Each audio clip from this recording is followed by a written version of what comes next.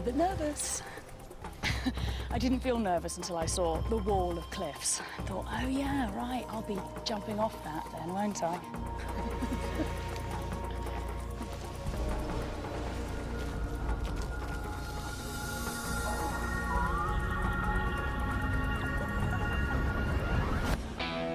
I'm Lucy Cook, and I love freaks. I am immune to cute. I do whatever it takes to seek out the world's strangest creatures in the wildest places. I'm on a mission to show you why nature's oddballs are truly the most amazing animals on Earth.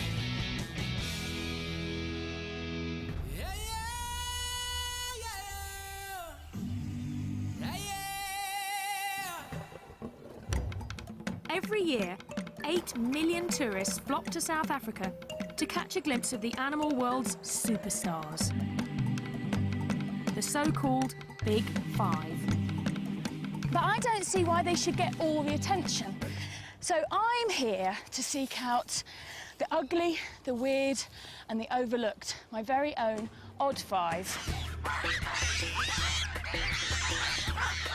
They're animals so bizarre that their strange looks and habits are getting them into trouble. Yet their freaky stories are rarely heard. Maybe that's because they've got some rather challenging personal habits.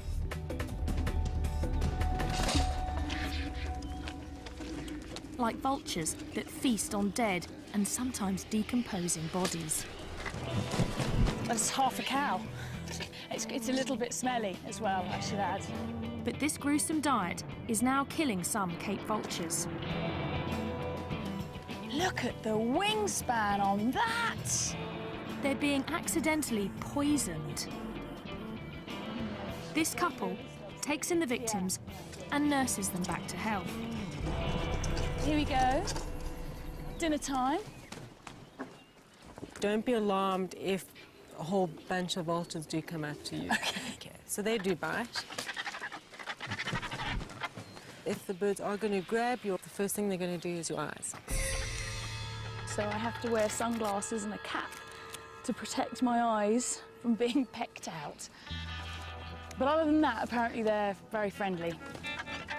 Carry on walking.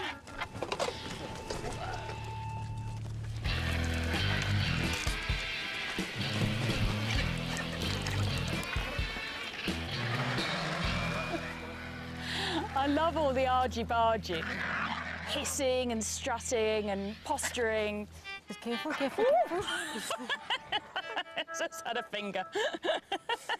That is not for tea. Ayla over there, her speciality is to go in and quickly grab the liver. She loves the liver. Really? Just like Hannibal Lecter?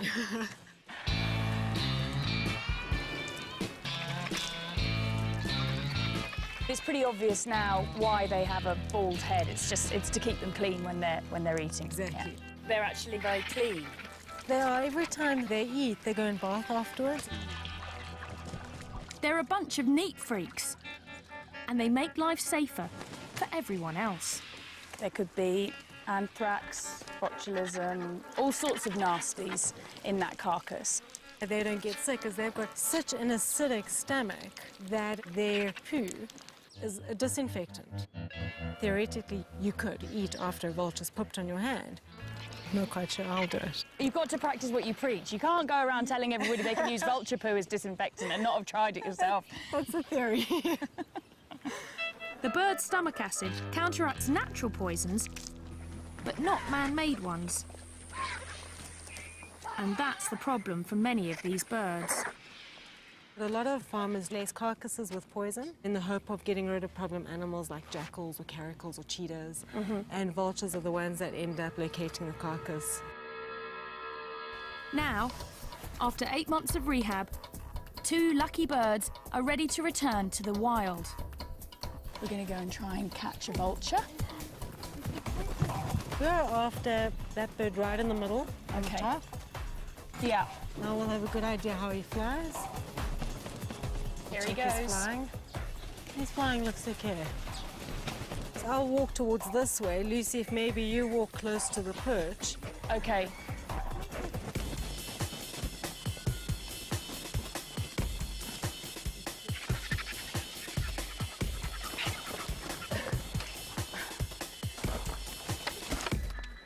Well, he's quite a small guy. Do you want to try and grab him? All right. From that way. That's Okay. not to let go of the head. That's the number one. Number one, don't let go of the head. They're very wriggly, so just... Very wriggly. Okay, I've got hold of it. Wow, it is wriggly, isn't it? Hold Whoa, higher. it's so wriggly. Yeah. Okay, hold higher. You're going to hold it up against your chest. I'm going to pass him to... like that. And My keep hands his are quite head- small. Keep his so- head away from your face. Don't, Okay, don't yeah, get at all too close. Okay, now you're going to hug him. So I'm going to pass him to you. You're going to kind of hug him. Okay. Okay, you okay there? Yeah, just. Whoa, he's strong. Okay. Have vulture will travel. It's going to turn into the narrow tar road. You follow that all the way up. We take our birds to a spot where they can join other Cape vultures in one of the last surviving colonies. These birds only live in southern Africa.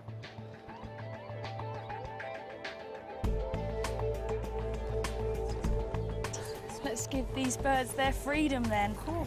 Here you go. Time to go. There you go. Look, it's time to be free. This whole area, it's all for you again. I can't really believe it. No. There we go.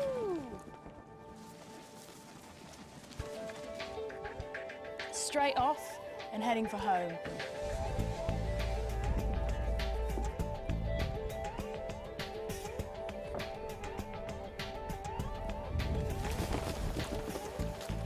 While many vultures nest in trees, Cape vultures are particular. He's heading straight for the cliffs.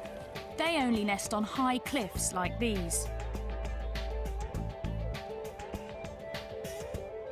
And there's only one way I can see how they do it.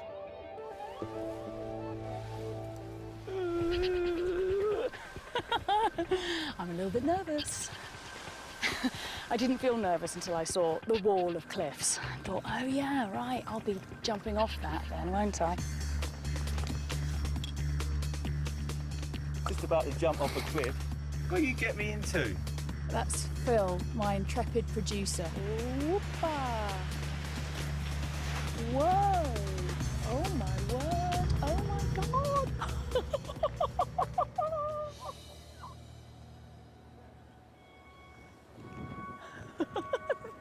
They're gone, and there's two vultures.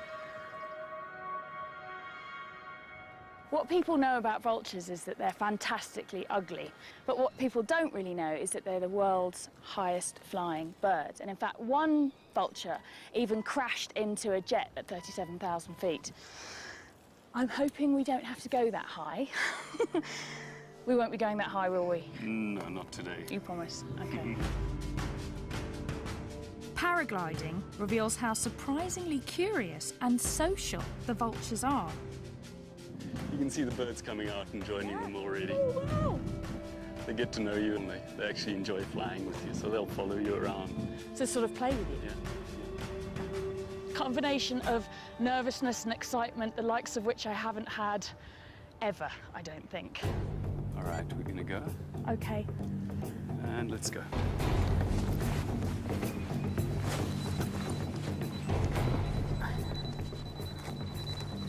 All right, and rotate. Run. Yeah.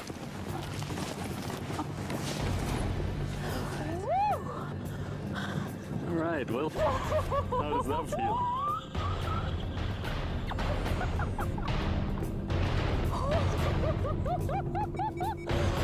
My knuckles are white. It's incredible though. And there are the vultures. Oh my word. Wow, they are all around us.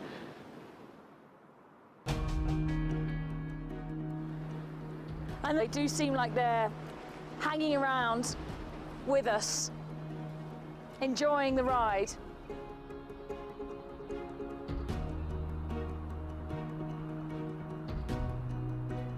This is how you should see them to appreciate their beauty. And their extraordinary skills. So this is the perfect introduction to South Africa. South Africa is made up of all sorts of different micro-terrains, each with their own peculiar creatures. These cliffs are one of those unique hotspots. I can see right over the cliff where they're nesting now. It's 25% of the world's Cape vultures are nesting in these cliffs. Vultures are paying a high price for their taste for dead flesh. And now, even their keen eyesight is getting them in trouble. A threat I want to know more about. There's a big muti market here. Muti is traditional medicine. And apparently, vultures are a popular ingredient. There's everything here, actually. There's a lot of herbs and plants, and then just a lot of unidentifiable bits of animal. Oh, this was a big snake. Python. It's a python. Is that a cheetah or a leopard?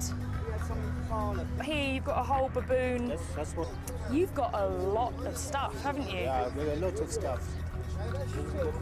This is the wings for the vulture. That's a wing of a vulture. Yeah. Oh my God. Okay.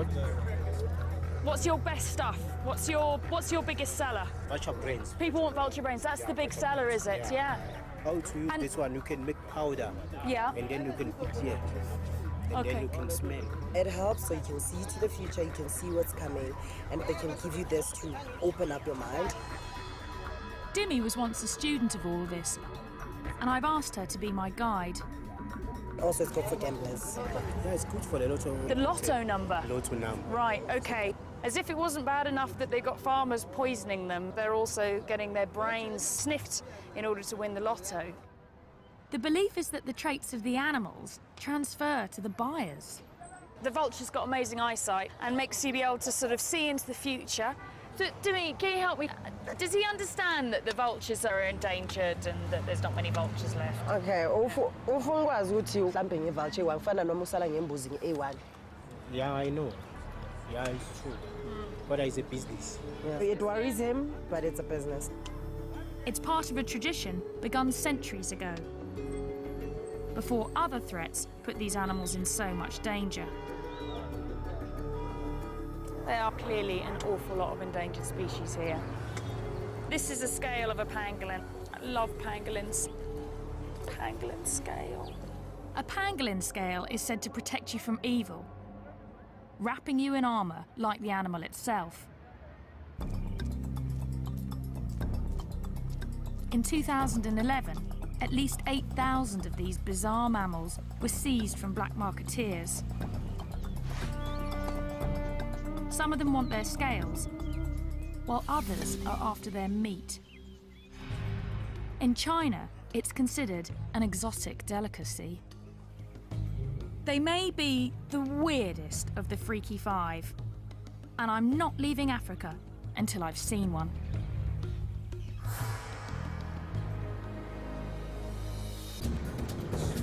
Finding a pangolin is turning out to be a real challenge. So I've been kidnapped by Louise Joubert. She's got my favourite animal. She's a pangolin, which is a funny little scaly anteater with a very, very long tongue and a very smelly bottom. But Louise seems determined for me to see the big five first. Obviously, you understand I wouldn't normally be interested in lions, but I'm actually quite scared to say no to Louise. They're big lions, aren't they? They're big. It's very easy to put your claws through there. Louise rescues and rehabilitates animals and then sets them free. Oh, we've got pangolins to see. Come on, we've got pangolins to see. Enough with the celebrity animals. Oh my word, it's a rhino. What's it? It's like, do you think my hand's food? Louise, I want to see the pangolin. I want to see the pangolin. Take me to the pangolin, please. Wild dogs. What do you think, Munchkin, eh? What do you want? Do you want to go and join them? Do you want to go back to nature? No, definitely. Slightly mad place, really, isn't it? Louise has an amazing success rate. She's saved 4,500 creatures since 1993. Slightly nervous as to what's going to be inside. This is a very strange house. We've got funny little animals. And in this bedroom, we've got a load of ostrich chicks. Yeah. Now I'm going to get to the pangolin. This is the pangolin's bedroom. This is the penguin. Pangolin's got its very own bedroom. This is the pangolin's teddy bear. And he's been pooping, so we need to just clean that. Here we go. Sid, you stink. I could camp out in the African bush for months and never see a pangolin. Oh, look, he's making into a little ball. They're very shy and secretive. Sid, it's so fantastic to meet you. I've heard so much about you, and I have been desperate to meet you. Oh, he's so strange. His funny little ears. They've got very poor eyesight, apparently, but they've got a very keen sense of smell. And he's like a little pine cone, aren't you, Sid? Sid and his mother were seized from poachers. The mother showed signs of stress and Louise released her. Now she is Sid's mum and has to make sure he learns to survive in the wild.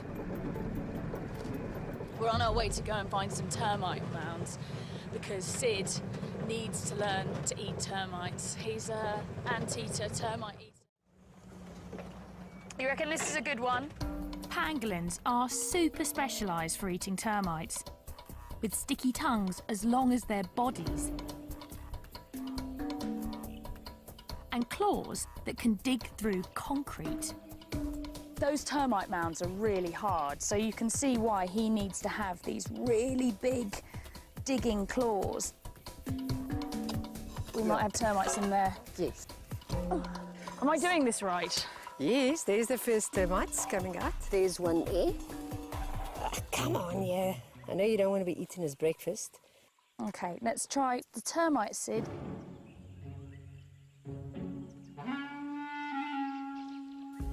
Come on, Sid, there's a termite. The termite, Sid, is there, right in front of your nose. No, OK. It's there. There it is. Look. There. Look. Look, termite. That way. Possibly still too small. We don't even know which particular type of termites he likes, or ants, or whatever, but we'll find out. Yeah. Soon, Sid should be able to sniff out termites from hundreds of metres away, and hopefully other pangolins. They communicate to each other by leaving scents from a gland in their bottom. And that's how it smells very bad to humans, but it probably smells fantastic to other pangolins. And so this just must be a crazy amount of new smells going on out here. See how he can curl like that into a ball? That's their defence, is that he can curl right up like that. It's the perfect time for Sid to start hunting for termites. They're emerging from their underground hideouts because the rainy season is starting. Look at that, big storm. But I'm afraid the weather will send the next of the Freaky Five running for cover. That's that pre-storm wind, here it comes. It's been so hot all day, and now this wind started up, and that always means, yeah, I can start to feel it now. It's suddenly the temperature has just dropped. I might go inside the car, actually. And now there's a hailstorm. Even the weather's odd. And it's going to make finding the crazy lizard I need to see next a little bit insane.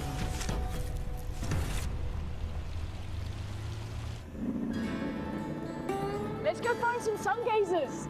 We've travelled in search of this incredibly rare lizard, and hardly anything is known about it, except for the fact it's called a sun gazer. That's a burrow. That's another burrow there.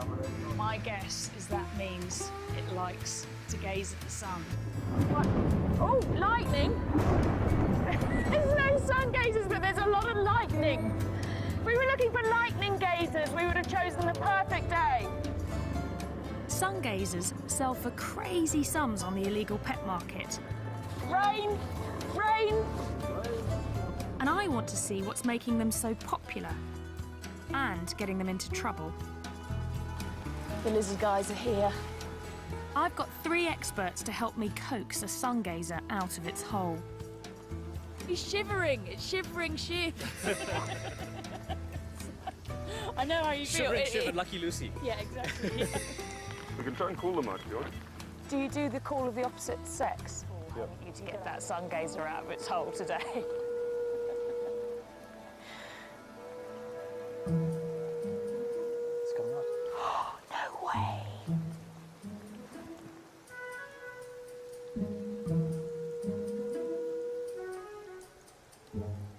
I'm just messing with you. Oh, I was all excited. I did think it was weird. I was thinking to myself, they really make that noise? I'm thinking, well, I don't know, I'm in South Africa, I've never been here before. It's like anything could happen, but... Luckily, the lizard men have some they're studying that they want to release.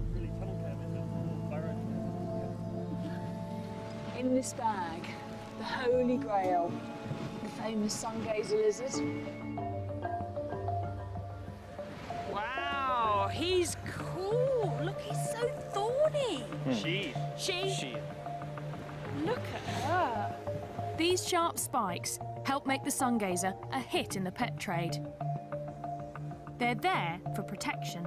These spines, these are the occipital spines, and these are what they stick into the roof of their burrows, so they can't be dislodged. I see, so their defense is to sit in the burrow with the head down, the tail sticking out, and then if a meerkat or something comes along and tries to yank one out, these spines around the head yank on, and then they can't pull them out. The burrow's also for defence. And we want to return this girl to hers. There it is. This one's a really nice hole. I would like to live in there. Would you? No, look at it. I mean, it's got a nice runway. It's well furnished. Not too long grass. Not too 2 bathrooms. These guys want to learn as much as they can because no one knows how many are left in the wild. This lizard is only found in this tiny area, isn't it? They're found only in the South African highlands. They're very rare. They look incredibly fierce, but they're really very passive and easy to handle. It's a recipe that some exotic pet owners can't resist. Look at these spines and look at these spikes. They're like living dragons, really. There's nothing else that looks like this. Apart from you this morning when you turned up with your hair, actually. You looked quite like you'd styled yourself like a sun gazer. You know, you say owners start looking like their pets. Then you start looking like your study animal after enough. Okay, well listen, madam, you're going to go off and you're going to find yourself a boyfriend and make lots of little baby lizards. Go! On your marks, get set, go! Go on, girl. Go on. Yeah. You like lizards quite a lot though, don't you, Shiv? Very much. Yeah, because I've seen your earring. Bit of a giveaway. Yeah. When you get into a project like this, you want to be the savior, kind of. I think you'll be the saviour of the lizards. Well, I hope so.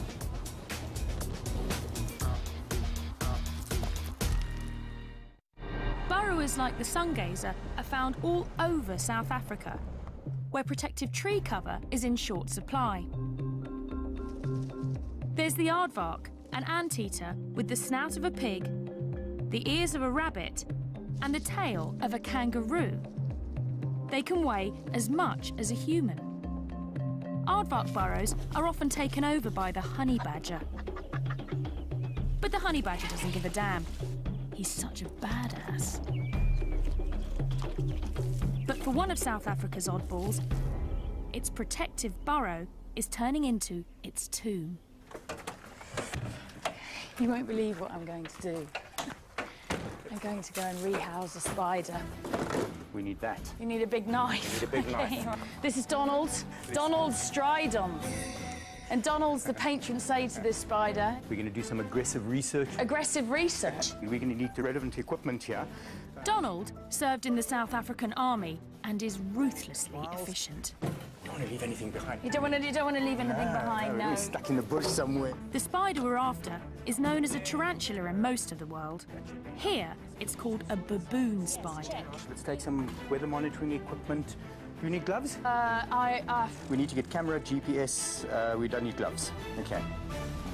Spider safari. Yeah. So these spiders, they only really live in this area around here. About 150-kilometer radius from where we are now, and that's it. The only place in the world that you find this spider. That's the problem. Throughout southern Africa, tiny areas are home to unique animals found there and nowhere else in the world. Like the sun gazer, the Cape vulture, and the golden brown baboon spider. Unfortunately, the spider likes a kind of soil also popular with home builders, and it refuses to move, even when the bulldozers come. It's going to tuck down right under there, panic, and as soon as they cover it over, slow, terrible death. So we absolutely need to move it. So this is an emergency situation? Yeah, this is one. So that's where the spider is. Now, golden brown baboon spiders need very special attention. They're very finicky, and we have to be finicky too. So the technique of capturing the spider is not to make too much disturbance so that we don't spook the spider. The first step is to lure this very sensitive spider out of its hole. Now, Donald has thought this through and has developed a special method, haven't you? Which involves faking a rainstorm. Here comes our rainstorm. That's it, perfect. Just carry on like that. Kay's coming out. She's coming. There we go. You're doing such a good job. So there she is. South Africa's fussy freak emerges. Okay, so Donald's actually blocking its entrance with the knife so that it's now trapped in its porch, basically. It's probably about a 15-year-old spider. 15-year-old spider? Who knew? In 15 years, she hasn't really left that burrow. Wow, okay, so this is a big moment for this spider. Try and get this with my camera. You've got to be so gentle with them. The hair is covering the body. Every about 20th hair is a sensory hair, so they touch things and feel things with that. Here, there we go, beautiful. She's lovely. Wow.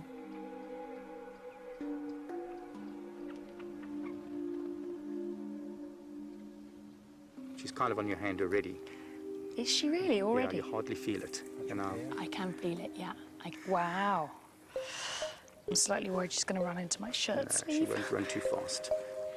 How long does it take for the spider to build this hole? Took it about 5 to 7 years. That's incredible. I totally understand why it wouldn't want to move. The hole is the spider's life's work. It won't simply dig another once we move it. So that's half the job? Less than half. We need to get a mould of that hole. If you don't shake it properly, it doesn't foam nicely. Yeah. Now Donald is making it his life's work to figure out exactly what the spider likes. That's it. Ooh. Okay, we need to get a GPS reading here. We need to get weather conditions. Donald's quite serious. 24 degrees, 22 minutes. Yeah. So how many spiders do you think in total there need to be relocated here? Well, looking at the map and how many houses are going to be built here, with each house there could be at least maybe 2 or 3 spiders. So multiplied by 200, 300 houses. It's a lot of work. Donald could end up doing this 1,000 times. Meanwhile, our finicky baboon spider still needs a new home. We should use this area. This is our spider's home. This is what was underneath. And we're going to start making a hole for her in the hope that she'll continue and make the rest of the boot. Yep, exactly. Okay, so what direction? We were 24. What do you say about that spot? Donald has learnt to be as fussy as a spider, having to try and rehouse. How many have you tried, and I hate to say failed, but I mean it's... Probably about close to 50 that we've worked with. 50, yeah. 50. Of the 50 spiders, just one has accepted its new home. Right. We have a whole bunch here that we have in captivity. They're all waiting for homes. So until we find what the recipe is. And you've got to be very careful about what you're doing here, ma'am. Really? Lucy, yeah, you're scraping the hole wider and wider. That's no good. Do you see what you've done there? You've messed it. I have... Oh my God, I've ruined it. So I have to start a new hole. Okay, now look what I'm doing. The spoon has been taken away from me and handed back to the master. There's only one master, and that's the master. Such love. Would you like to do the honours? I would love to do the honours. So I'll just put it straight into your hand. Okay. She is a really beautiful spider, actually. Okay, so I'm going to try her face first. Oh, let's see if she accepts it. You got a new home. You just realise there's something there. There's something there. So we can just guide her. We'll have to guide her because it's not her home. Is she going to accept into your hole. Hey, she's accepting it. Well done. Excellent. That's so cool. I'm so happy. If all goes well, she'll be here for another decade, where her reclusive life won't get her into any trouble. Well, only another 999 to go. I'm betting Donald will move every single one.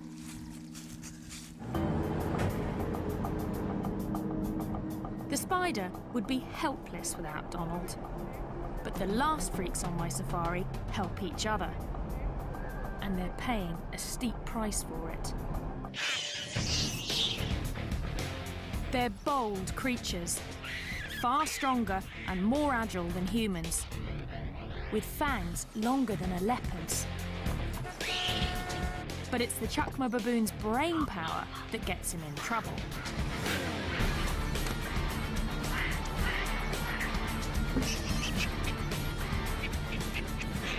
They can work as many as 100. Not the kind of creature you want to come home to. Unless you're this guy. Yeah, that one looks like he's really quite pleased to see me. The penal display. Just go inside. Go inside? Yeah, okay, all right. Hello, guys. Matthew and I are becoming friends, aren't we, Matthew? Yeah? Look at You like what you see?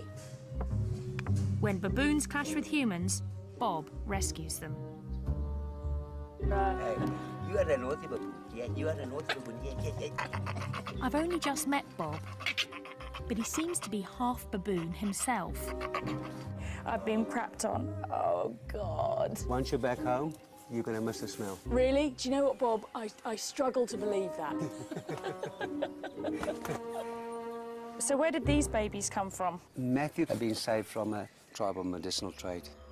Others were orphaned when their mothers were shot. They've had a narrow escape, haven't they? Today, many of Bob's baboons are supposed to go back to the wild. But it's something he's never tried to do before. I'm going to help relocate almost 20 baboons.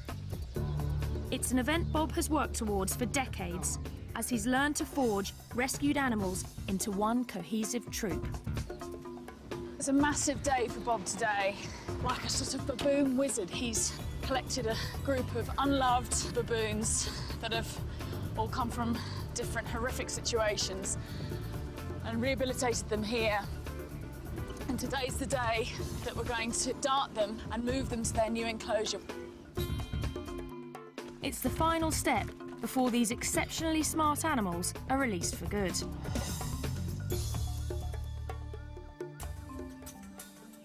Oh, here they are. Wow.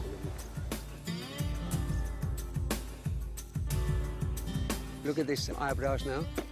Yeah, his eyebrows are wagging up and down. Yeah, we believe that they are real psychological experts. Make eye contact and they can read your soul. Scary prospect. Baboons are very social, but creating a troop from scratch is not easy. You need the right mix. After years of trial and error, Bob's finally found it. Just recently, this group has come together to raise their newest member. There she is now there. You can see her there with a baby. I can see Daisy with a baby, yeah. When she came in, she was exactly the size of a baby. No, Yes. really? Yeah, now she's going to be... I want to cry. I was going to say, Paul. She's going to be released now with her own baby. Oh, that's amazing. It's going to be an intense day. Now we have to outsmart them. Easier said than done. Know that they're very intelligent. They will know quickly what we're up to. And you must be alert. They are potentially very dangerous animals. Okay. I feel quite nervous, actually, because these are big animals. We don't want things to go wrong. First, we lure the animals into a smaller enclosure to sedate them. It's great. Look at that. It's great. Is he going to go in? Looks like a shoulder. He's gone in. One of the lead males that we really wanted to get into the cage early on, we've got him in the cage. Then we get Daisy and the baby. Come on, two more, just two more. Two more. Okay. There you go. Got it? Yeah. Try. We've managed to get 8. We've got 8. Good.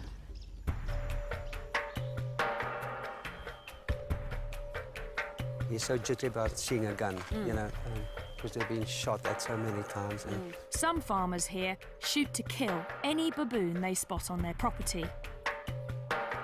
We want to capture the big male first, or he could make things more difficult.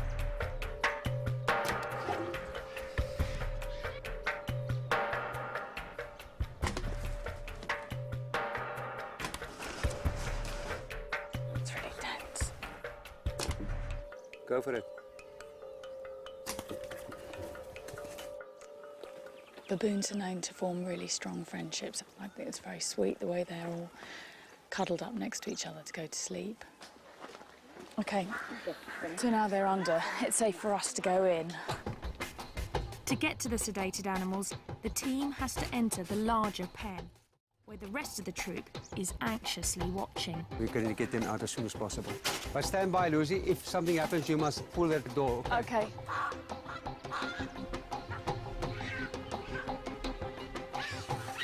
Hear that? The minute that the baby starts crying, they will... Oh, they can tell something's going on. Yeah, they're going crazy because it's the baby. Now with the baby making the sounds, then we must take them out immediately. I've got it, yeah, okay.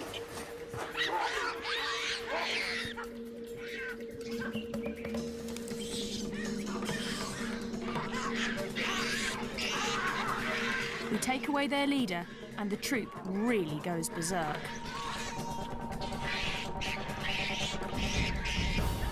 Once strangers, these baboons will now do anything to protect one another.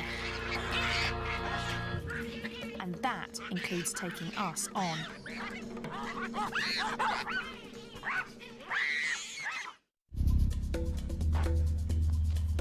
It takes half a day, but we manage to sedate the troop. Okay, there you go, Bob. Let go, let go, let go, let go. Yep, okay. He's left a message behind. Okay. Each gets a thorough medical checkup to make sure it's healthy enough to survive in the wild. It's a lot softer than you'd expect, given that they walk on their hands all day long. Baboons have evolved to forage on the ground because of southern Africa's lack of forest. Some think that's also why they have such huge canines, to fend off predators. Whoa, look at that. This is for the canine. If you feel the back part of it here. I will check. I can feel that. Behind that tooth is razor sharp.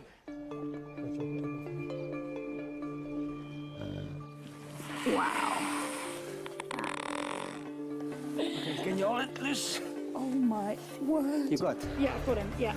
Okay. at last, they're ready to go. So we're putting the baboons in these boxes so that they can be easily transported to the site where we're going to release them. What's going on, eh?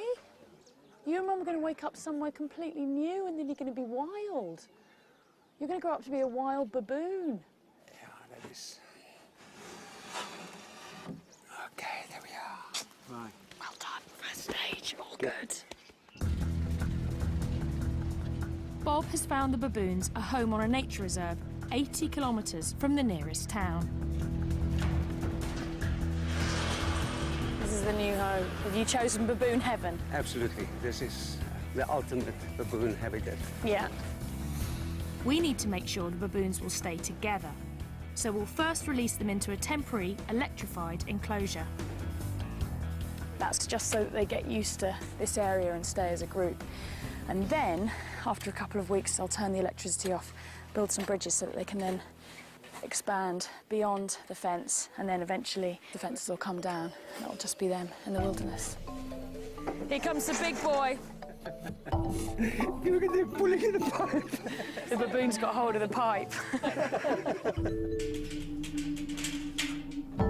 19 baboons in these boxes that would have died or led some horrible, grim existence as pets. And they are about to have their first taste of freedom. And everybody's very excited. No one here has ever done this before. We've got Daisy and the baby in here, and they're going to go in first. Are you guys ready? Yeah. Here comes Daisy, guys. Here comes Daisy. Woo, there she goes. They're kind of looking around like, what the hell happened there? 3, 2, 1.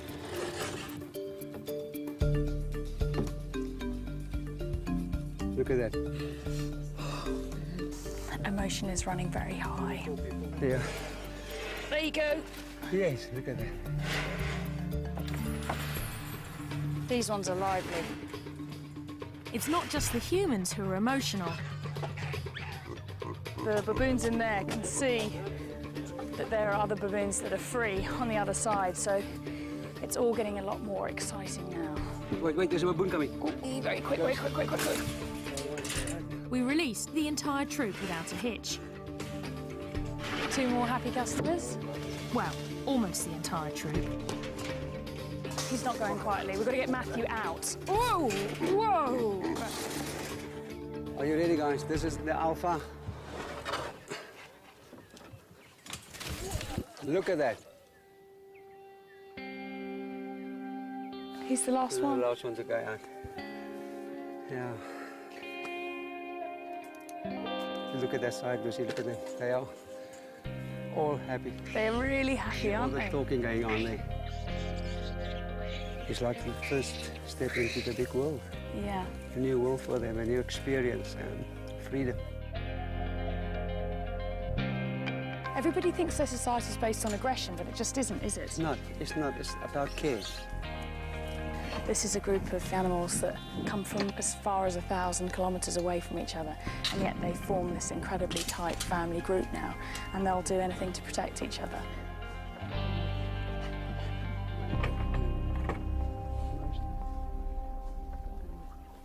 Oh, it's hard. You can't not be moved by this, can you? You know, it's like, it's an amazing, amazing moment.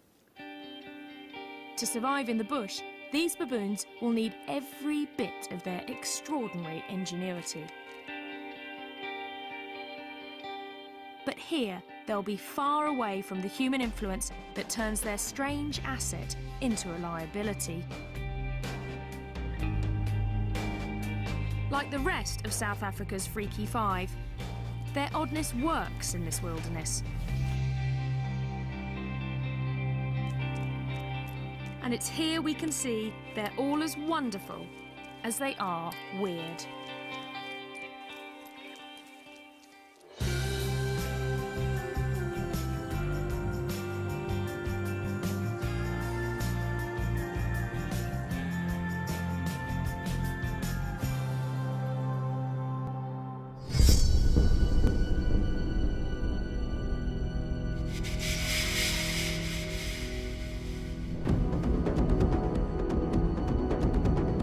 the rainforest of the Amazon lives a black myth. The natives call it the jaguar beast.